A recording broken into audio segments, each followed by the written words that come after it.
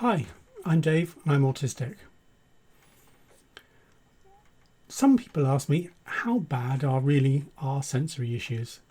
Everybody looks at the diagnostic manual, they see these things called hyper or hyposensitive to sensory stimulus, and they kind of think, oh, well, it's kind of like, how bad can it be? What is it? What are we talking about? Well, here's me, quite a bit younger. When I was growing up, I was pretty nice kid. I was pretty always followed the rules. I was very, very kind and conscientious and looked after others, and I tried to do the right thing all the time. But there were particular things where I would just flip out and my parents couldn't get me to do things. So my mum tells the story of, like, quite often we would be out shopping. I would be in the middle of a crowded store and I would just, like, two or three, I would kick off and I would start screaming, and I just couldn't be consoled, couldn't be sorted out, wouldn't give me anything, wouldn't work. She would have to push the trolley to the side, pick me up and take me home, at which point I would immediately calm down, and it would be very fine, no problem at all. And it was really, really confusing. They didn't know what it was, why it happened, but my brain just wouldn't do certain places.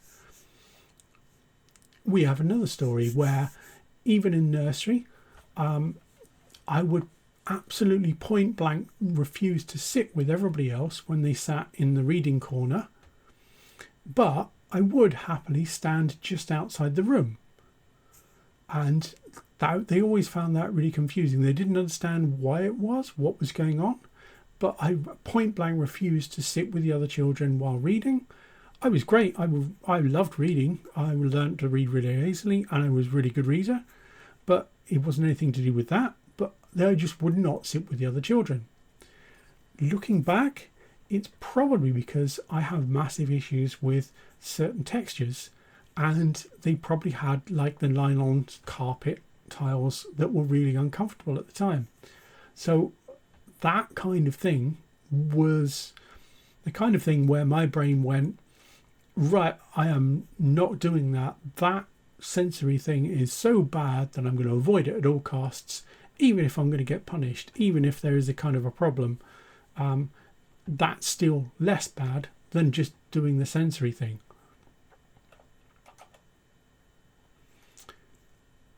Most of mine are basically related to clothing and touch. I've got some quite strong issues with clothing. I often cut the tags out of clothing. I often buy very loose and or oversized clothing, so it's really comfortable and not pulling or tight on my arms or legs.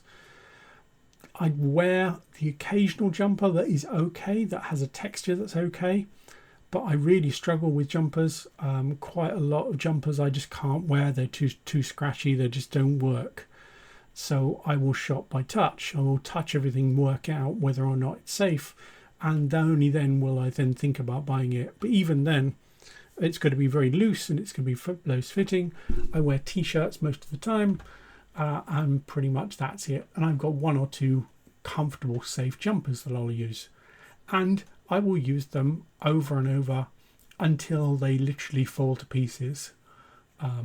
Once I've found something that's safe, I will stick with it forever. I'm not really a big fan of getting things that are sticky or dirty in my hands. It feels really uncomfortable, but it's not often that I'm required to do anything like that. It's not a big problem. And the same thing for hugging people. I'm not really a big hugging people. I don't mind doing it on occasion, but I will generally not do it unless I kind of have to. Most of my biggest issues are to do with smell, taste, foods. I have very, very strong preferences, extremely strong preferences on food.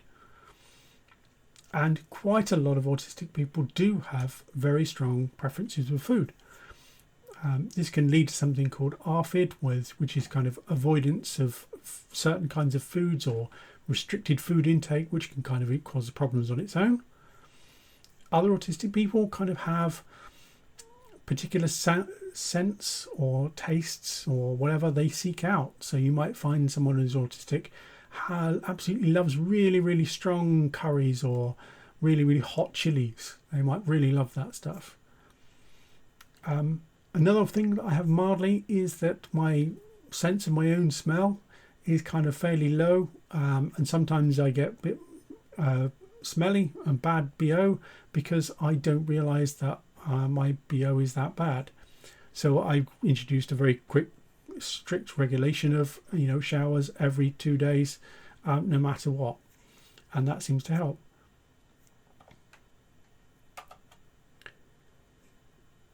My auditory sensitivities are quite strong, so certain things, it's to do with how the brain processes the sound data rather than the actual loudness or the tone of the sound.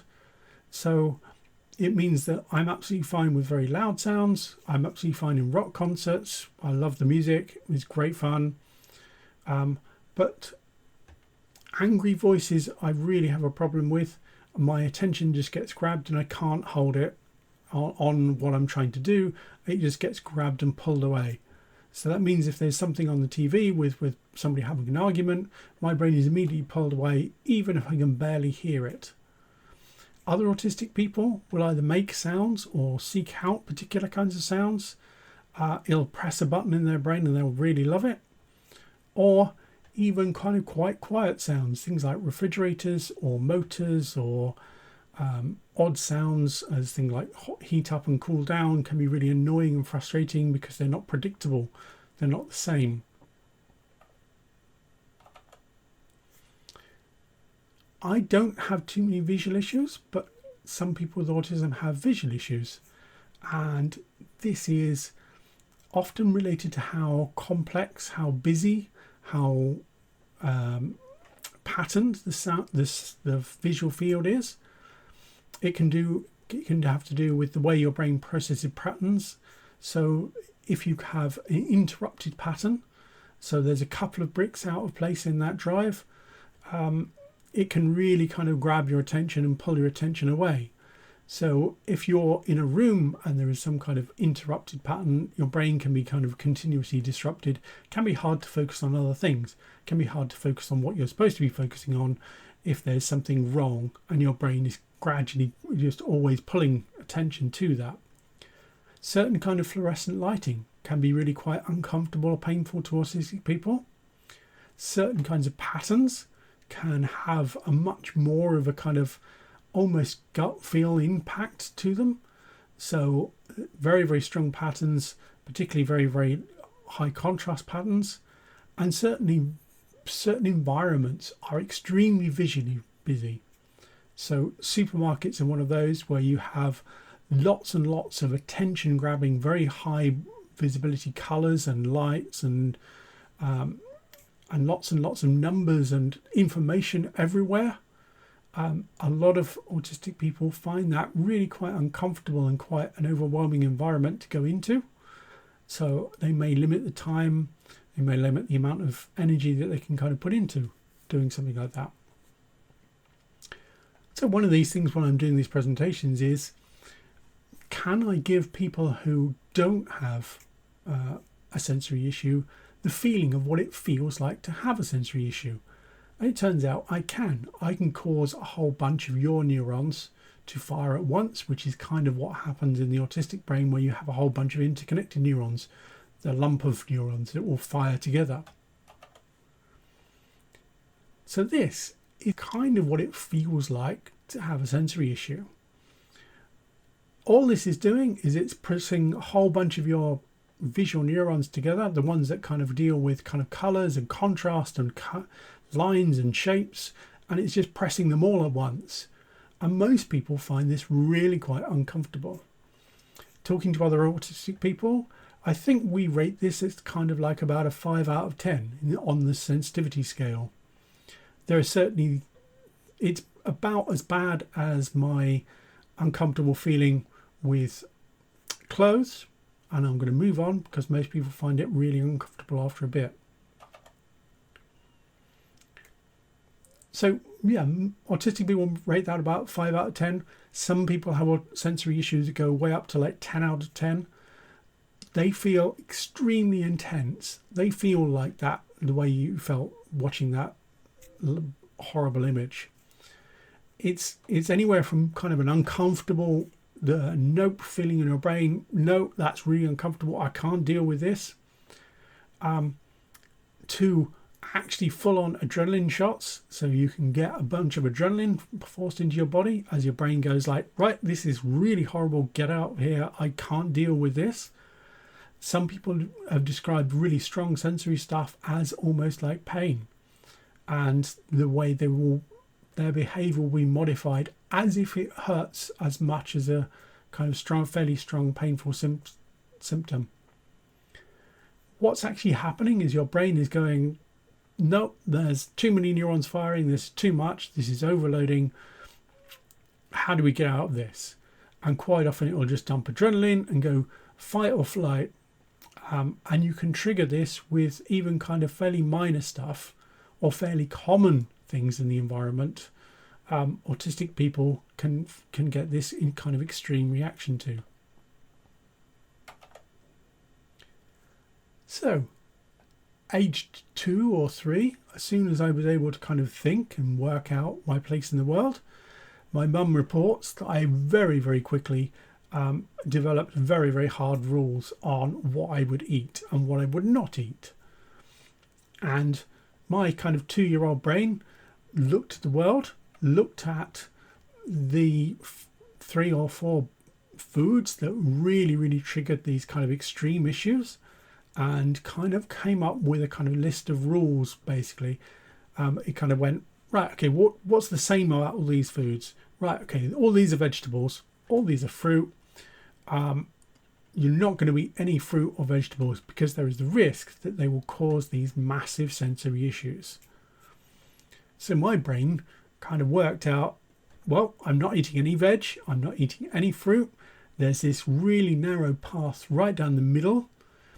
And so therefore we end up with very restricted food choices and very restricted food amounts. What we call this these days, we call it kind of either being very picky, or it can develop to the point where it's kind of like ARFID, which is avoidant restrictive food intake disorder, which is where it starts to affect your health.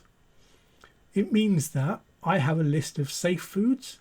I will have certain foods I am happy to eat, no problems at all. Other foods I will be really cautious of, and certain foods I will just not eat under any circumstances. It does mean that I eat basically the same food every day in, day out, and I am completely happy with that. That works for me. It makes me a lot less stressed, a lot less worried about things. So I will do that, and I'm quite happy doing that. I will generally avoid trying new foods unless it's a really, really good day. I'm feeling really good, then I might try something new. But most of the time, it's about being predictable. And this can come out in kind of lots of food-related behaviours. So you may end up with this kind of classic, no, I don't want my food touching on the plate. You may be kind of very specific food allergies or food, not allergies, but food preferences that are so strong that they cause massive issues. And as a kid growing up, having these massive food issues had massive knock-on effects into the way I dealt with everybody else. And I had a lot of anxiety because there are lots of, growing up in the 1970s, you kind of didn't really have a lot of food options. If you were vegetarian, that was pretty unusual. So a lot of the time you just got served whatever everybody else was getting served, and you just had to deal with it. So that meant anywhere where I went where there was a possibility of unsafe foods was extremely anxious and extremely difficult. And that includes things like going out for meals, school meals, particularly things like school trips where you would get on the coach and there might be like some sandwiches or something. I had no idea what the sandwich was going to be in the sandwich, whether it's going to be something safe that I could eat or whether I would just go, no, I can't eat that, full stop, because being hungry was better than the sensory issue of eating something that was that strongly avoided. Meal times at friends, even. So if I would go over to a friend's house, I would quite often make excuses and come home just before they would have to have tea, because I didn't want to be in the situation of being invited to stay for dinner at a friend's place and having to eat what could be one of my unsafe foods. So it was a lot better to just say, make excuses and leave, or just not go around at meal times. Another strong one was parties. Even though most parties you kind of have a choice of foods, I had a massive fear of parties, particularly Christmas parties, because in Christmas parties there's lots of foods. There's lots of mince pies, there's lots of Christmas cake, there's Christmas pudding, which you kind of expected to eat. And one of my biggest fears was raisins and sultanas, which I will just not eat under any circumstance. So even going to things like Christmas parties and Christmas things was a big issue for me. I would just avoid it or make excuses or actively refuse to just go. And it meant that my behaviour was modified, and I would have lots of avoidance behaviours of just working around and refusing to get into the situation where I was going to be required to eat foods. So this can have a fairly significant effect on the way someone is thinking and way someone is feeling with autism.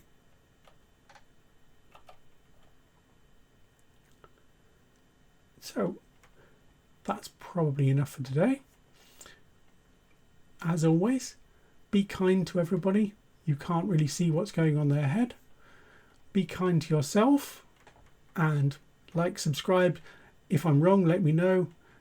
If I'm right and this describes you, then let me know in the comments and I'll make more of these things. Be kind. That's it. Bye for now.